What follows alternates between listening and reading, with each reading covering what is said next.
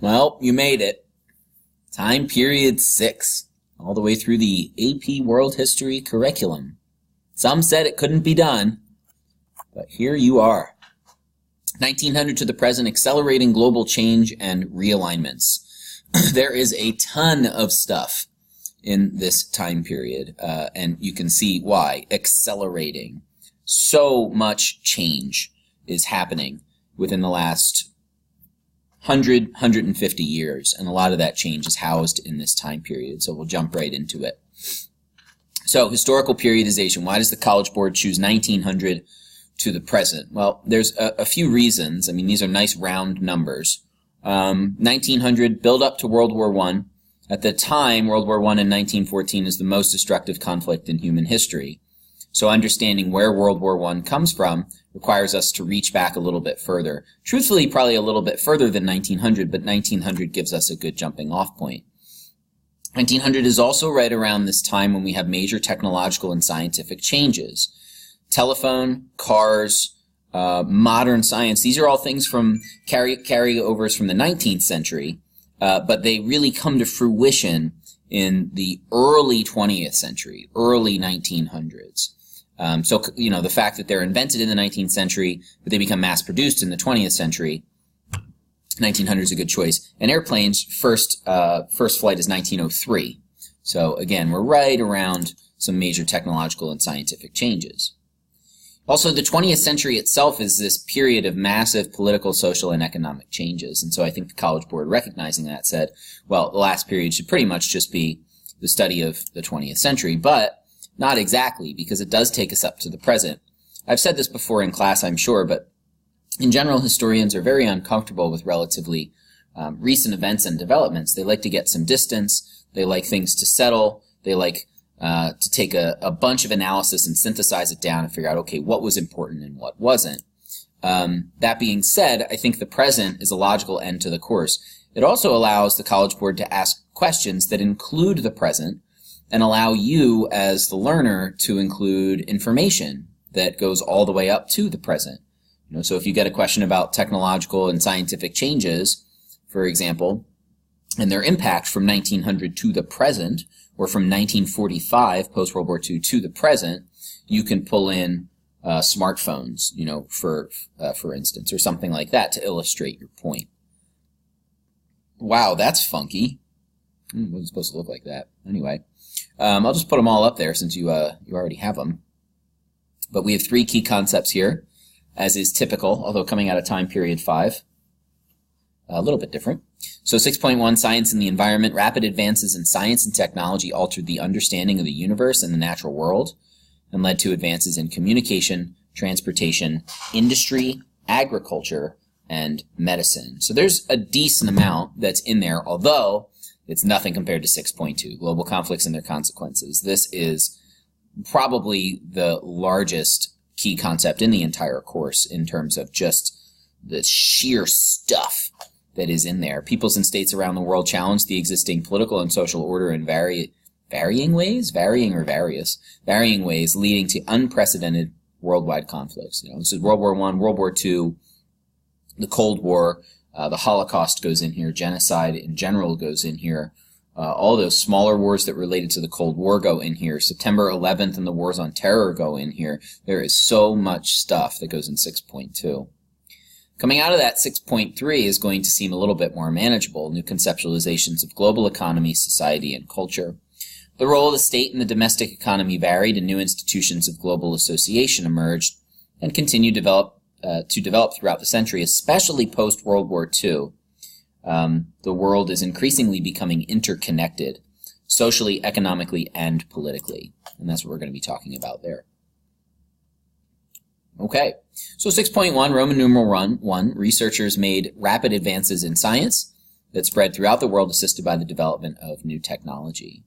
I already alluded to this, so we'll go through it pretty quickly, but, telephone 1876, cars 1890s, airplane 1903, right around the turn of the century, these things are revolutionizing the human experience, and I don't need to go into any detail to show you how, but it's incredible to just think back and imagine that your great-grandparents were born into a world where they didn't have any of these things.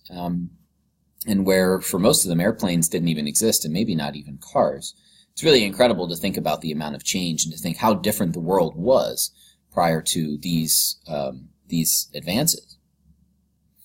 So yeah, reduce the problem of geographic distance for peoples and governments, and the "and governments" is really, really important because these are all going to become weapons of war as well. And so they're going to tie into key concept 6.2. Food and health, the Green Revolution, medical innovations like antibiotics, vaccines, these are all helping in a global population explosion. And we can see some of that here on this chart with all of these different medical innovations related to antibiotics. I think these are all antibiotics. These are penicillin. Right. And so this is what's going to allow the lifespan to increase, going to allow the global population to boom. The Green Revolution is a revolution in how we grow food, which is also going to allow us as a human society. Oh, announcement. Let's listen. Dr. Angwani, can you please call the main office? Thank you. Man, I wish I was a doctor. This is what's, this is still going on today with like genetically modified foods and all that, controversial stuff. But what it has done historically, the Green Revolution, is it's allowed for our population to boom and for us to not have global worldwide famine. We still have famines, but not global epidemics. Energy technologies, use of petroleum, and then beginning to replace the use of petroleum. Nuclear power, solar power, all of that stuff fits into there. Raise productivity and increase the production of material goods. So there you go. Roman numeral 2, during a period of unprecedented global population expansion, humans fundamentally changed their relationship with the environment. More people, more expansion, more negative effects on the environment. Deforestation, increase of the world's fresh water and air supply, overfishing. These are all problems that we are dealing with that are pretty much 20th century problems. These are problems that societies didn't face on a mass scale. Pollution, this is all in it. Competition over resources increasing and it increases and is increasing currently. Debates about the nature of change and its causes, its effects as well. This is still ongoing. And much of this has its roots in the 20th century. It kind of goes back to industrialization, so we could take it back to time period 5 if we want to. But as more and more societies industrialize, these effects, like you can see here from this picture in China, these effects become harder to ignore, basically. You had pollution in 19th century cities in a couple societies. Well, okay, no big deal, just go out to the country. Now, because cities are expanding, more and more societies are industrializing, these effects become impossible to ignore. And Roman numeral 3, disease, scientific innovations, and conflict led to demographic shifts. So despite all of the medical advances that we had during the 20th century, some diseases persisted throughout this time period. And there's a few that are listed there, while some others were cured. Polio is an example of that. The guinea worm is another one that I think is on the verge of being cured. Smallpox, still kind of exists, but for the most part, it's been cured. So there's some continuity and change there. Improved, should be a D, past tense, always past tense. Improved military technology led to increased levels of wartime casualties. So even though we see human societies being, human people, individuals being able to live longer because of medical advances and the eradication of certain diseases, because of war, because of overpopulation, because of pollution, you see in this picture here, these effects are, they're not everywhere, not everyone is benefiting from these advances, and this good stuff, this good change, okay? So that's it, key concept 6.1, I kept it short because there's not too much there. So, there it is, and when you're ready to come on back, we can tackle 6.2 together.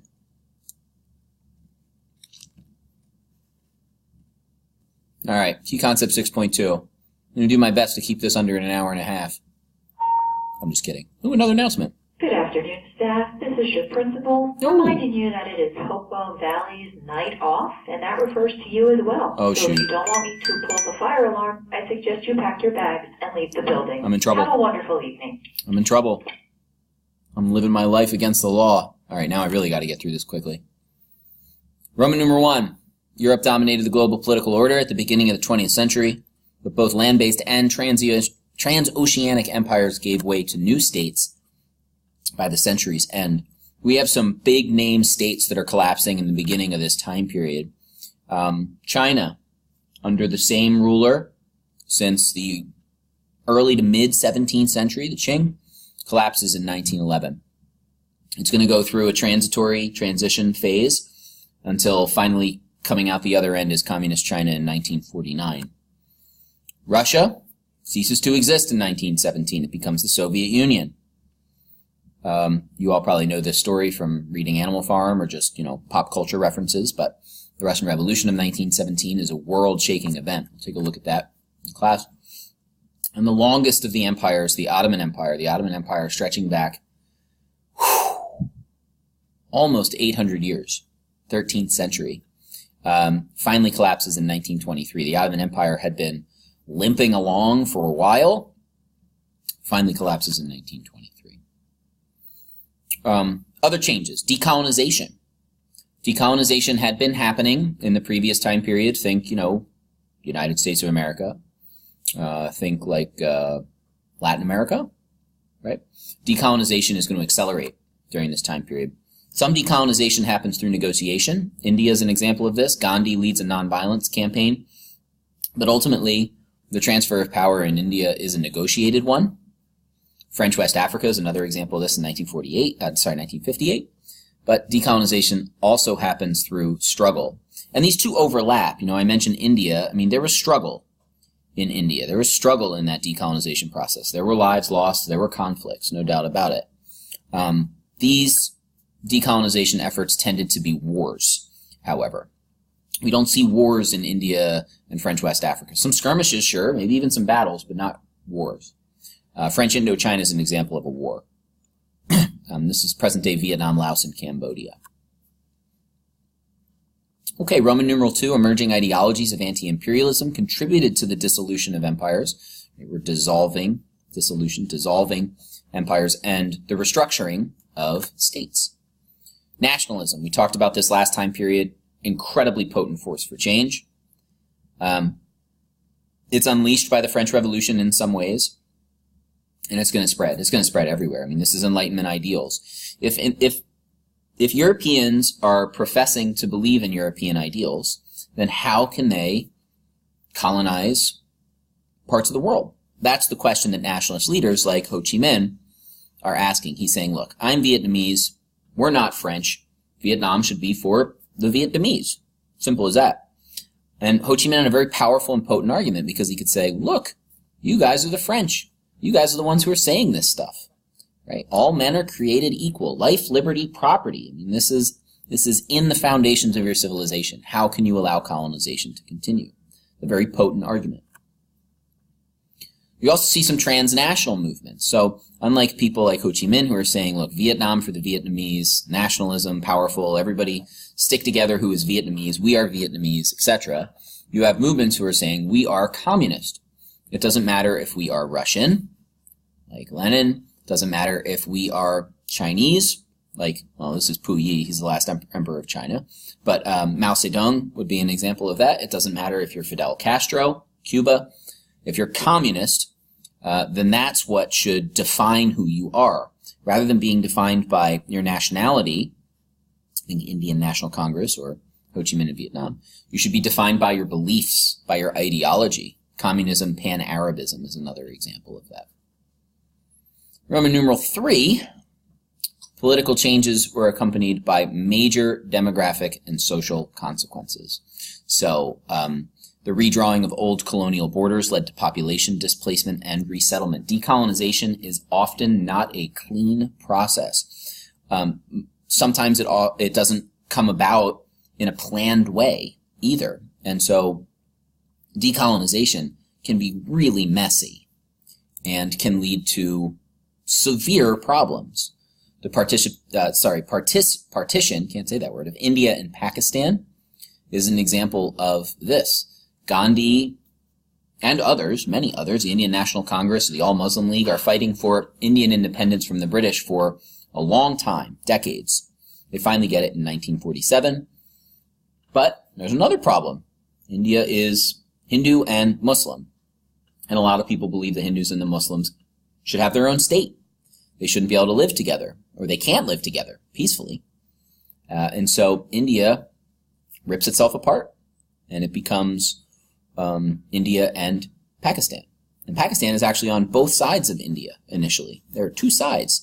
And so what you see is, I wish I had a map of India here, but you have Muslim populations who are moving to the west and to the east, trying to get to Pakistan.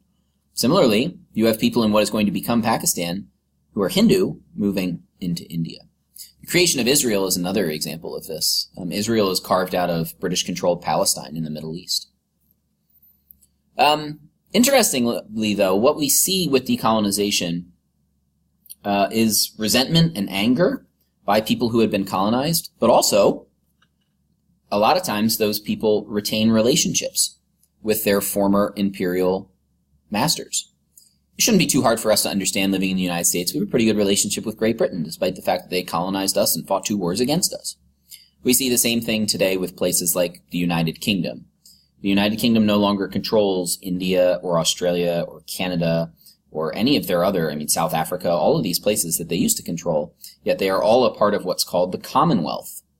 If you go to Canada and you look on the money, who's on the money? The Queen of England. These relationships that are forged in colonialism or imperialism still exist today, albeit in altered states. This also means that what we see is people from former colonies of the British tend to move around these former colonies of the British. If you're from Canada, it's easier to emigrate to Great Britain than it would be to emigrate to Germany, for example. Same thing with India and South Africa and all of these other places that were former colonies of the British. So when we're talking about major demographic and social consequences, the Holocaust and other genocides fit in here. They could also fit into Roman numeral 4, which I'll get to in a moment. But when you're talking about major demographic changes, the Holocaust is the systematic destruction of 11 to 12 million people. And you better believe that that's because of politics. That's because of the Nazis' rise to power. There are numerous other examples of genocides that we could point to. The Cambodian genocide or the Armenian genocide during and after World War I that illustrate the point. Okay, here we go. Roman numeral 4. You could design 12 courses out of Roman numeral 4 if you wanted to, and indeed when you go to college you might find that many. Military conflicts occurred on an unprecedented global scale. World Wars I and II, the first total wars in which governments mobilized entire societies using a variety of means. I'll talk about this in a moment. This shouldn't have come up yet. These are the first global wars. The belligerents and their colonies are fighting in these wars. So when Great Britain declares war on Germany in both World War I and World War II, it's not just the British people who are fighting that. It's Canadians and South Africans and Indians and Australians and New Zealanders, etc., all the way on down the line. Because the belligerents, meaning those countries that are fighting, are pulling their colonies into the wars too. Sources of conflict, imperialism, competition for resources, as well as the Great Depression in the 1930s are all our major sources of conflict.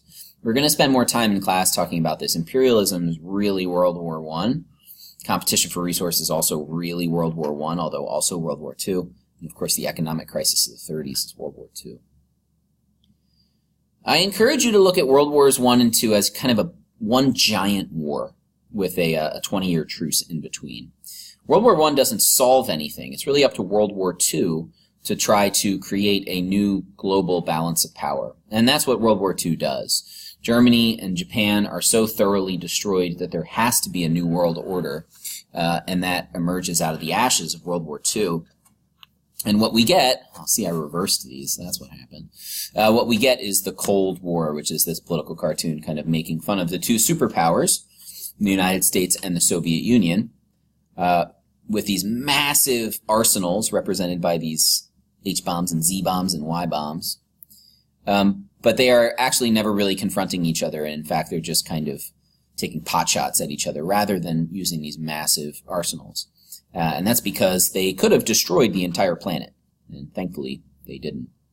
This leads to what is referred to by political scientists as a bipolar world, where there are two countries that are of pretty much equal power, who stand opposed to each other. This is the Cold War. The global balance of power after 1945 also produced new military alliances. NATO, 1949, which is the United States and her allies in the North Atlantic. And the Warsaw Pact, which is the Soviet Union's response to that. It's the Soviet Union's allies and the Soviet Union and her allies. Okay. We'll do a little bit with this. The Cold War, this is an example of kind of like, this isn't actually a proxy war. This is a bad example of that.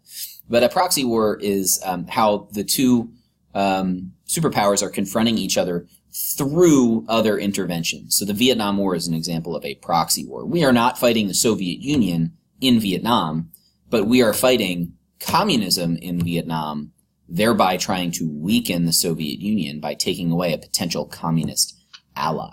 That's an example of a proxy war.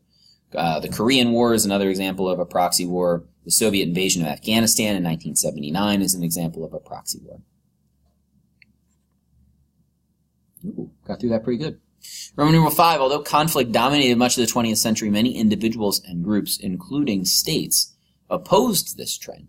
Some individuals and groups, however, intensified the conflict. So, nonviolent movements. Already referenced Gandhi. There he is. Indian independence movement. Martin Luther King Jr., another great example of a nonviolent movement. You better believe he is patterning his movement off of Gandhi. Nelson Mandela, trying to end apartheid in South Africa in the 1990s.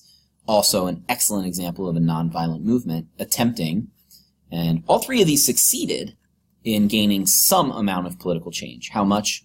Depends on who you ask. There are also violent movements which attempted political change. The Irish Republican Army in Ireland is an example of that. Ireland is a divided island during the 20th century, at least after the Irish War of Independence in the 1920s. There's the Republic of Ireland in the south, and there's Northern Ireland in the north. And this is still the situation there today. I'm not going to get into it because I could spend like 30 minutes on this, but suffice it to say, Ireland has a lot of problems, religious, political, and social. And the IRA is an example of these problems. Al-Qaeda, another example of a group that uses violence to try to attempt political change. This is the radical Islamist organization that attacks the United States on September 11th. State responses varied, though many states responded with greater militarization, and you can see why. It's tough to fight this with Gandhi, which is why Gandhi and Martin Luther King and Nelson Mandela are such inspirations. But states often responded with more guns. I'll talk about the military-industrial complex in class.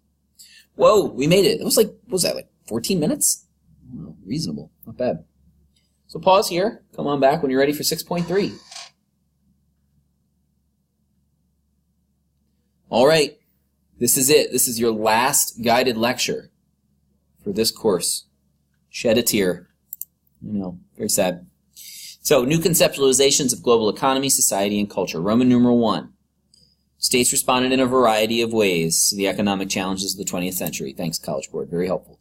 Government control of national economies. Okay? So, we have some states where the governments are responding by not free market, but by taking control of the economy.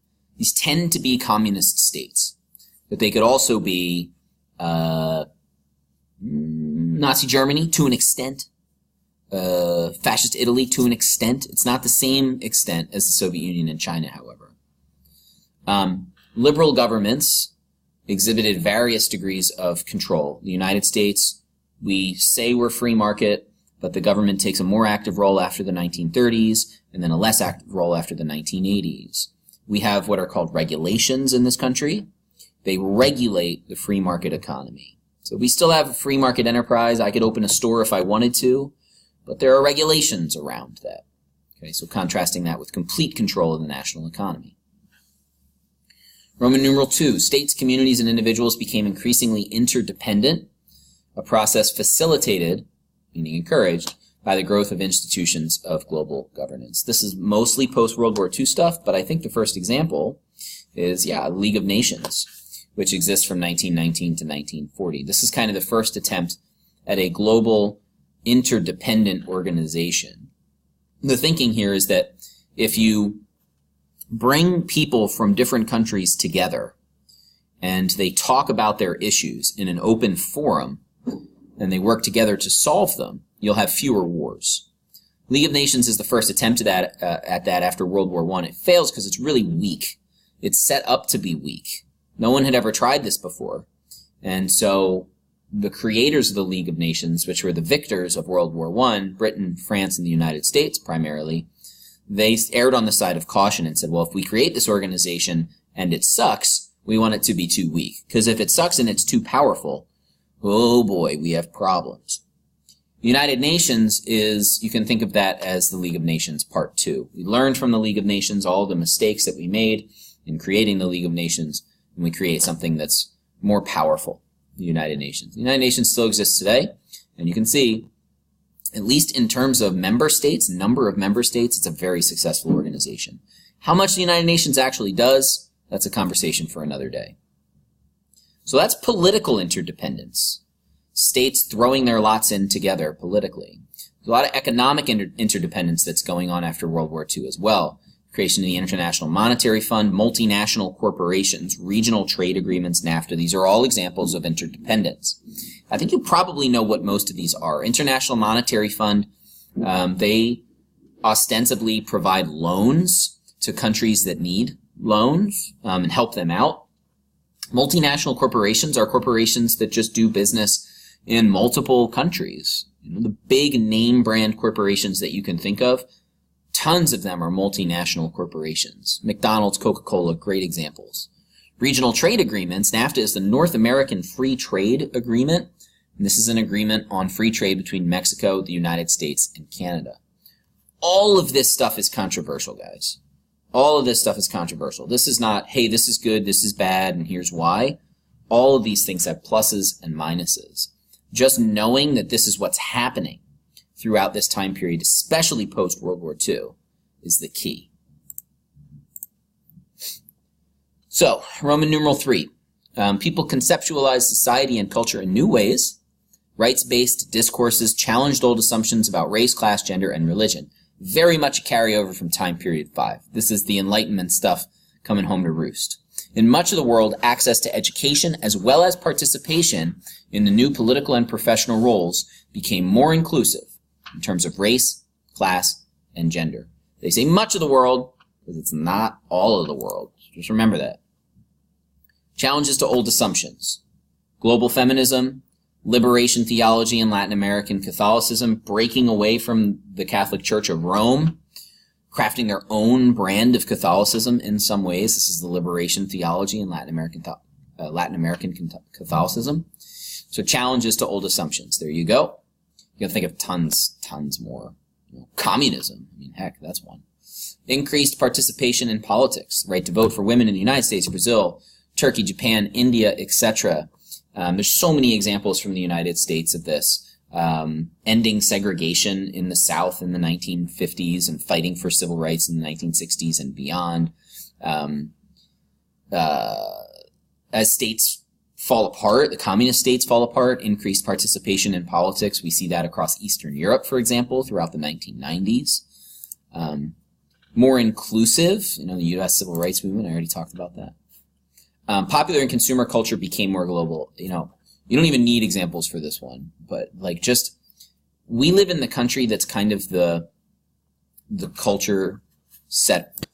In some ways, global culture is American culture. I mean, McDonald's and Coca-Cola and all that stuff.